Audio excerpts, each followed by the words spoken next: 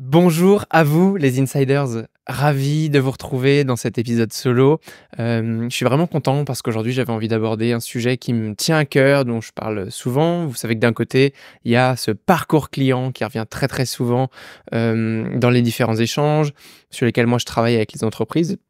Et de l'autre côté, un peu par, symétrie des attentions, pour faire des petites références, à, Jean-Jacques Gressier, si tu nous écoutes, avec son système, de symétrie des attentions. De l'autre côté, donc on a le parcours collaborateur. En fait, je voulais vous faire un épisode entier sur le parcours collaborateur. Je me suis dit que ce serait beaucoup, beaucoup trop long. Donc aujourd'hui, j'ai décidé de me focaliser sur une étape qui va être l'onboarding. Vous verrez que je mettrai un petit peu d'autres choses, dedans. Pourquoi l'onboarding? Parce que c'est l'une des premières étapes, donc une des étapes les plus importantes finalement qu'il va pas falloir, rater. Tout d'abord, un peu de vocabulaire. Vous allez voir qu'on va utiliser beaucoup d'anglicismes, malheureusement comme souvent, mais au moins l'anglais a l'avantage de bien expliquer à quel moment du parcours on se trouve. Onboarding qui d'ailleurs en français existe, très peu utilisé, je pense peut-être pas que vous le connaissez, c'est le terme d'accueillance. Accueillance, c'est Brice Dution dans un épisode qui me l'avait, cité. En fait, ça vient un terme qui vient du Moyen Âge, je crois du XIIIe siècle. À l'époque, voilà, c'est, accueillir quelqu'un chez soi, le faire venir à soi. Ça veut déjà bien dire ce que ça veut dire. Bon, aujourd'hui, il y a peu d'entreprises qui utilisent. Néanmoins, si vous voulez, vous franciser dans votre vocabulaire, vous pouvez parler d'accueillance, au lieu de d'onboarding. Pourquoi c'est important? Eh bien, parce que comme je le disais, c'est la toute première étape de votre parcours collaborateur et j'ai récupéré quelques chiffres qui sont mais enfin édifiants à ce sujet. Le premier, c'est, un chiffre de Workello, en 2021 qui disait que, 7 000 €, 7 000 €, c'est le coût d'un onboarding qui serait raté par une entreprise. On a également une source qui nous vient de l'INSEE en 2022 qui dit que 45 des démissions ont lieu la première année du contrat.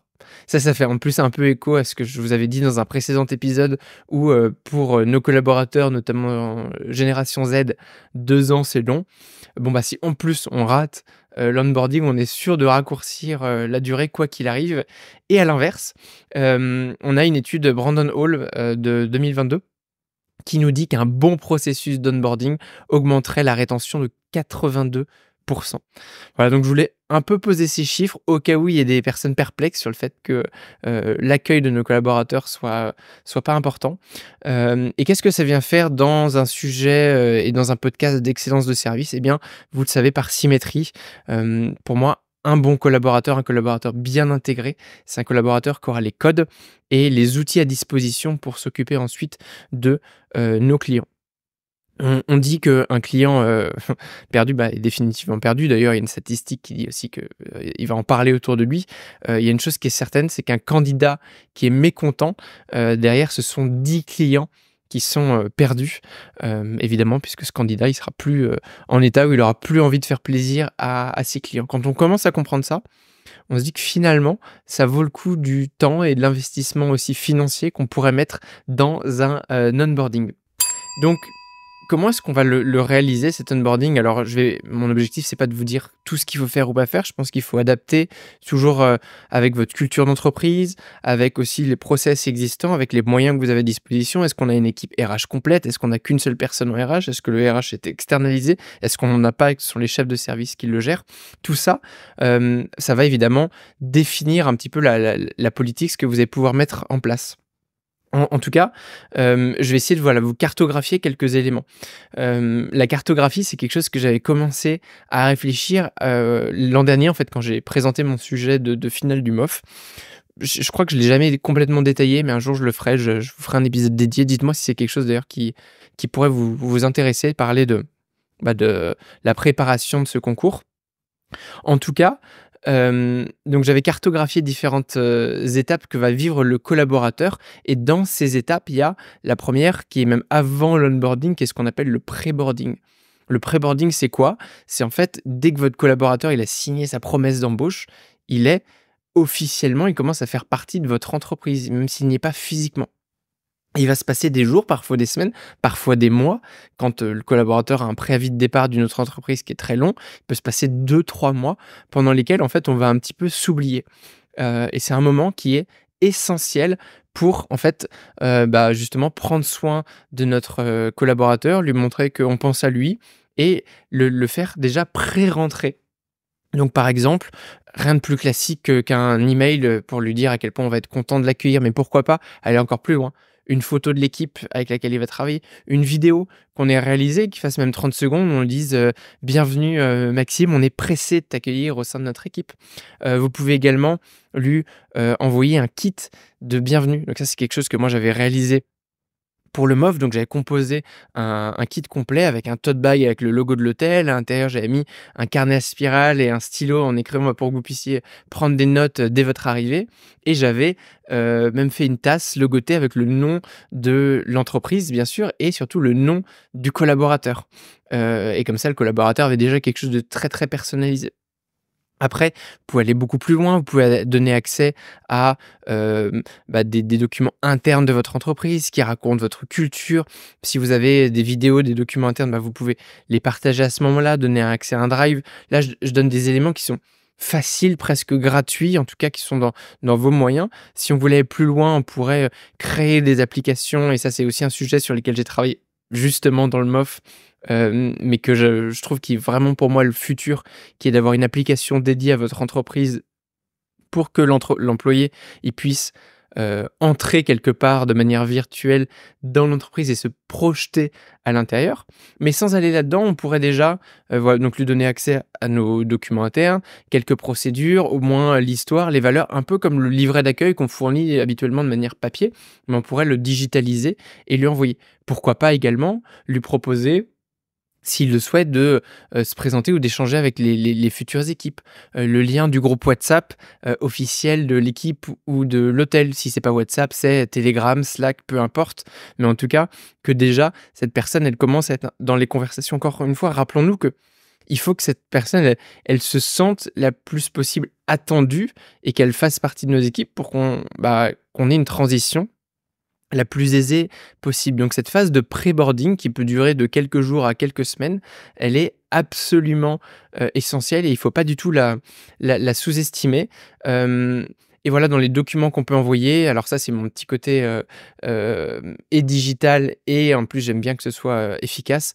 À quel moment, aujourd'hui, en 2024, on continue de faire signer des contrats papier, dans le bureau de la RH, le jour de l'arrivée ou parfois même pas le jour de l'arrivée, ce qui est d'ailleurs illégal, parce qu'on n'a pas eu le temps ou parce que le collaborateur est arrivé sur un week-end ou parce que, la seule personne, responsable des ressources humaines était en arrêt ou en congé à ce moment-là. On envoie des contrats en ligne, s'il vous plaît, autant que possible. Envoyez ça, un contrat avec une signature en ligne, des DocuSign ou concurrents qui font ça très, très bien. C'est facile, c'est peu coûteux et ça évite qu'il y ait plein de paperasses qui se perdent. En plus, on peut programmer des relances automatiques si le collaborateur n'a pas signé. Donc voilà, il y a vraiment plein de moyens à des petits budgets, de travailler ce parcours collaborateur. Donc là, on était vraiment sur le pré-boarding, l'avant. Et maintenant, notre collaborateur arrive, c'est le jour J. Imaginez, mettez-vous un peu à sa place, comme vous mettriez à la place de vos clients qui rentrent dans votre hôtel, dans votre restaurant. Le collaborateur, il arrive, c'est son premier jour, il est probablement stressé, il est inquiet, il sait pas trop à quelle sauce être mangé. Alors évidemment, vous lui avez donné toutes les instructions pour, le jour de l'arrivée, où se présenter, à quelle heure, comment ça va se passer. Mais détaillez-lui un petit peu le programme pour qu'il soit aussi, rassuré, pour qu'il sente pas trop la pression. Et surtout, prenez le temps de cette journée d'accueil. Elle porte bien son nom, elle est là pour accueillir. C'est pas une journée de travail à proprement parler. Si vous commencez à mettre votre collaborateur au fourneau dès le premier jour, au mieux, vous allez, juste l'effrayer, au pire, vous allez complètement, le ou la dégoûter et risquer que la personne, elle parte. Donc prenez ce temps-là. Moi, ce que j'aime bien faire, c'est organiser un pot d'accueil ou au moins un petit déjeuner d'accueil. Parfois, on fait des déjeuners, pas avec toutes les équipes, mais avec les personnes principales qui vont tourner autour du collaborateur. Si c'est, en réception, peut-être, 2 ou 3 personnes de l'équipe de réception. Pareil pour le service des étages, dans le restaurant également. C'est facile, peu coûteux. Je vous rappelle qu'on est des hôtels-restaurants, faire à manger, servir à boire, c'est quelque chose qu'on fait, tous les jours pour nos clients. Ça nous coûte vraiment très, très peu de temps et d'argent. Donc faisons-le pour nos collaborateurs. Ça leur permettra aussi d'un peu découvrir le produit. Il y a encore une fois plein de choses à faire à ce moment-là. La rencontre avec le manager, si et les managers s'ils n'ont pas déjà été présentés et moi ce que j'aime bien, c'est aussi l'idée du buddy, vous savez le parrain. Présenter un parrain qui soit surtout pas le manager du collaborateur, idéalement pas dans le même département. Ça peut être, quelqu'un, d'un autre service, pas forcément avec, un poste hiérarchique plus haut, ça peut être exactement le même. S'il y a une différence, c'est pas grave, mais il faut surtout pas qu'il y ait de un conflit d'intérêts ou qu'ils puissent pas tout se dire. Il faut vraiment que votre nouveau collaborateur, collaboratrice, il ou elle ait la sensation de pouvoir tout dire à son buddy, à l'hôtel, en dehors de l'hôtel. Donc, moi j'ai vu des établissements, ils le faisaient très bien. C'était sur une base de volontariat, donc un buddy pouvait avoir, 1 ou 2 personnes, parrainées. Parfois c'était, par rotation. On s'assurait toujours pour que ce soit des différents départements et ça fonctionne assez bien parce que ça crée un lien informel et notre nouvel entrant va pouvoir poser des questions qu'il n'oserait pas forcément poser à son manager par peur de passer un petit peu pour un imbécile. Donc c'est vraiment une bonne méthode qui, encore une fois, coûte rien et qui engage les équipes aussi là-dedans. Voilà l'étape suivante, alors dans l'ordre que vous voulez, hein, mais ça pourrait être, faire un tour de l'établissement. C'est impressionnant, un hôtel plus ou moins grand, mais on s'y perd très souvent dans les couloirs, donc on peut montrer, les back office, mais aussi les front office, donc les parties lieux publics, mais aussi, les lieux internes. Si on est un hôtel, eh bien montrer une chambre, même si c'est pas un collaborateur du département hébergement, une ou des chambres. Vraiment leur faire découvrir le produit dans lequel ils vont devoir travailler, parce que surtout si c'est pas le département qui les concerne, il faut imaginer qu'après ils vont peut-être plus y mettre les pieds. Et c'est quand même paradoxal de se dire que, un chef de rang d'un restaurant, il a un hôtel au-dessus de la tête et il a peut-être jamais vu une seule des chambres. Alors qu'il pourrait et il devrait en parler aux clients, hôtels qui vont venir, consommer dans son restaurant. Donc très, très important de, les impliquer là-dedans. Je recommande aussi pour, notamment le personnel, hébergement et réception de, même mettre à disposition un kit avec, des vidéos des différentes chambres pour qu'ils puissent s'en imprégner parce que ce sont des choses dont ils vont parler après. Je reparlerai de ça probablement dans une future, vidéo, un futur, podcast sur ce sujet parce que j'ai aussi plein de choses à dire là-dessus. Donc voilà, ça c'est hyper important et on est juste là sur le premier jour quelque part et c'est déjà passé énormément. C'est un peu, voilà, les premières impressions que va ressentir notre collaborateur. Si votre collaborateur, il rentre de cette journée en ayant des doutes, en étant stressé ou, en ayant le sentiment d'être non attendu ou mal accueilli, vous augmentez drastiquement vos chances d'avoir un départ et des collaborateurs qui ne reviennent pas. Donc travaillons vraiment sur cette partie-là, c'est absolument essentiel. De la même manière que quand un client, il rentre dans votre restaurant ou dans votre hôtel, vous savez que vous avez quelques millisecondes pour capter son intention, créer un relationnel fort avec votre client, votre cliente, eh bien, c'est exactement la même chose avec votre collaborateur, collaboratrice.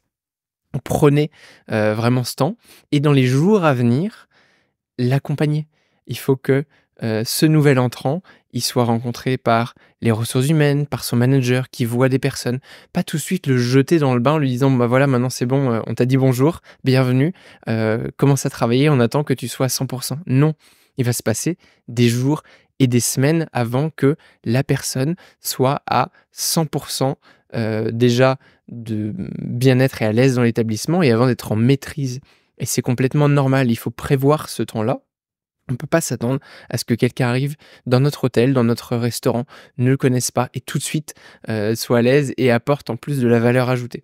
Donc il faut donner, un maximum d'armes à cette personne, un maximum d'outils pour qu'elle puisse, s'épanouir, se sentir à l'aise et à nous aussi de faire preuve de patience et les équipes qui vont accompagner, ce nouvel entrant, il faut aussi qu'elles aient ça en tête. Les plannings, ils doivent être faits de la sorte. On laisse ce qu'on appelle en shadow, vous savez, en doublon, l'employé avec, un autre réceptionniste, puis un chef de brigade, si c'est un futur chef de brigade ou manager, pour qu'il ou elle voit les différents postes qu'il va devoir accomplir. Pareil, si on est dans le service des étages, on passe un petit peu de temps avec les différentes autres collaborateurs.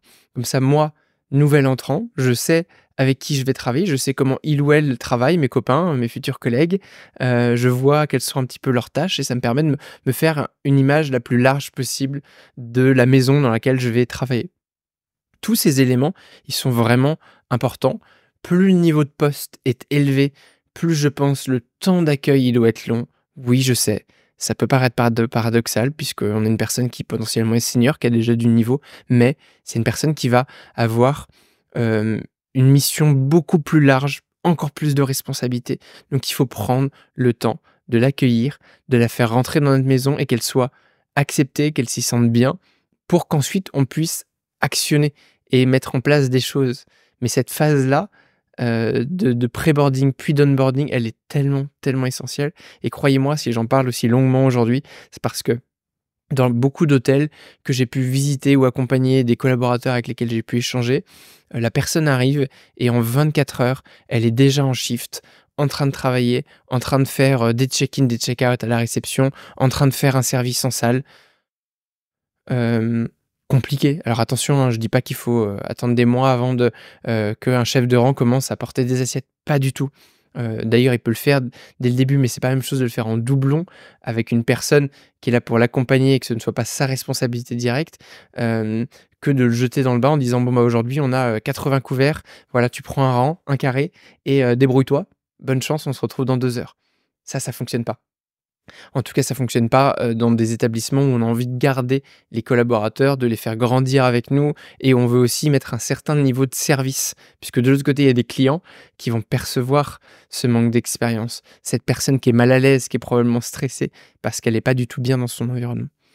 Hem, donc voilà, c'est vraiment important de prendre ce temps-là.